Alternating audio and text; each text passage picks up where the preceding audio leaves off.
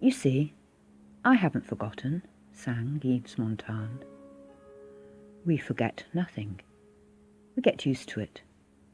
That's all, answers Jacques Brel. With time all will be gone, concludes Leo Ferret.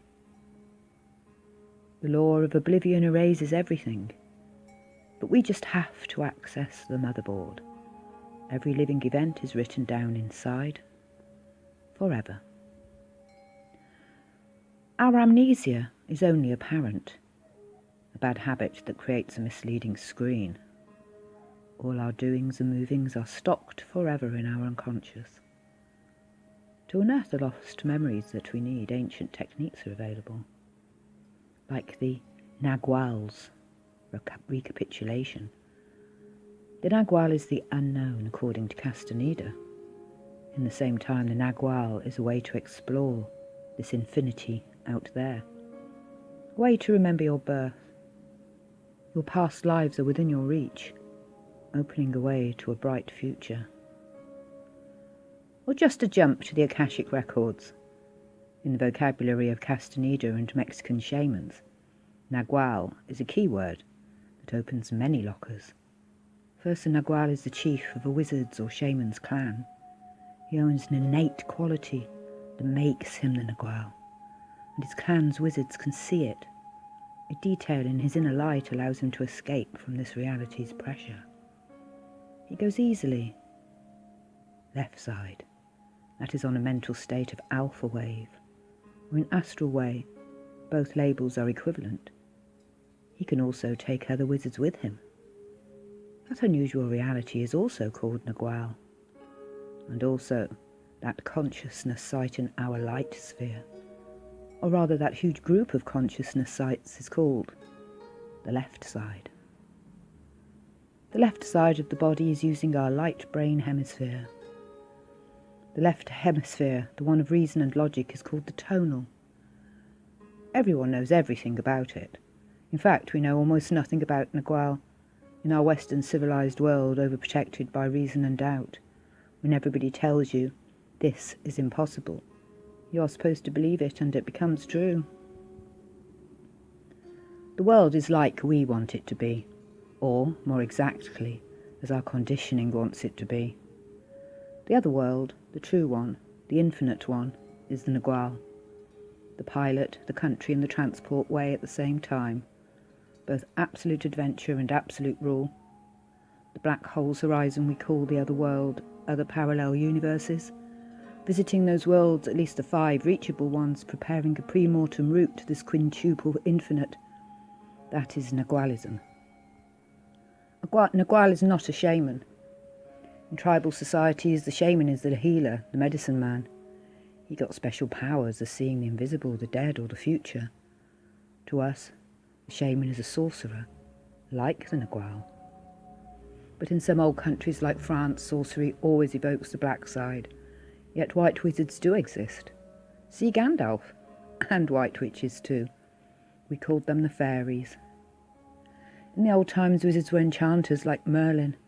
Long before that, Gauls called them druids, and if we go further, we find a time where every man was magical and every woman a fairy. Remember the time when almighty men and women came and went from Akashic shops.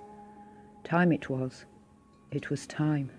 The time of innocence, sang Simon and Garfunkel. The light came from the light. The spirit was flying over the waters and living on the summits. And couples were wed in the sky. So what the hell happened to us? You better go and see. Memory is in a flower. Look into yourself. Try. Just a little bit harder. As Janice said, the unconscious is an emerald lake where all the lost memories of the sunk worlds are sleeping. In the already dark twilight, a bonus. We don't only reach any memory of our former lives. We can reach any sight, any instant of the past, to see the great figures that lived in those ancient ages in the dawn of humankind when time, sky and earth were quite different. If a phoenix wants to rise from its ashes, he has to jump into fire first. If you want to escape from hell's flames, go to the highest ones. The one who wants a revival has to go through the hidden side of the pain, to watch from another point of view. Humankind is not a bag of marbles where every marble is independent from the other ones, nor a world of individualistics enclosed like monades. What is a monade?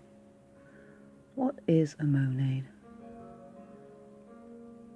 For Leibniz, every person is locked up in a sphere deprived from any contact with outer world.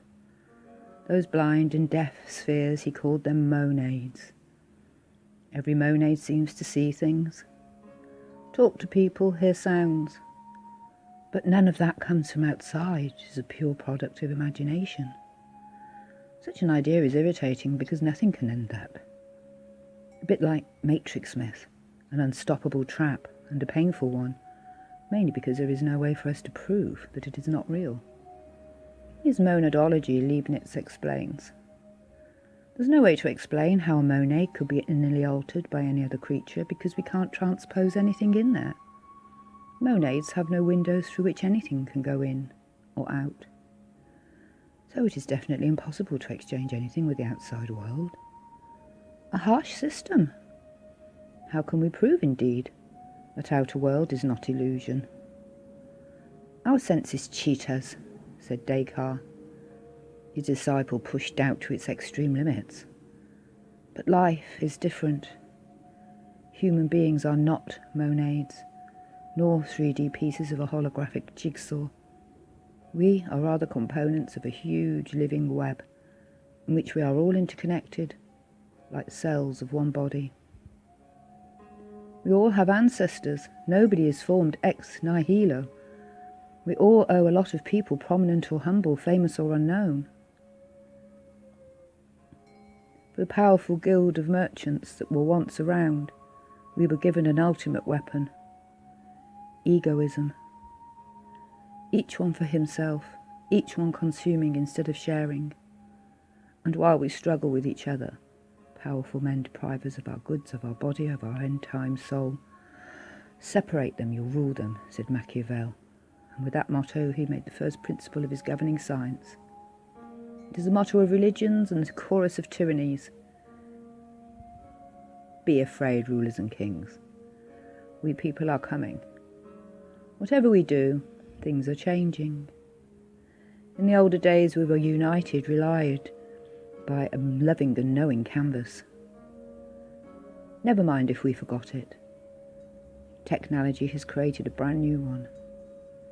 The internet, the spirit of Gaia, is also inside the web.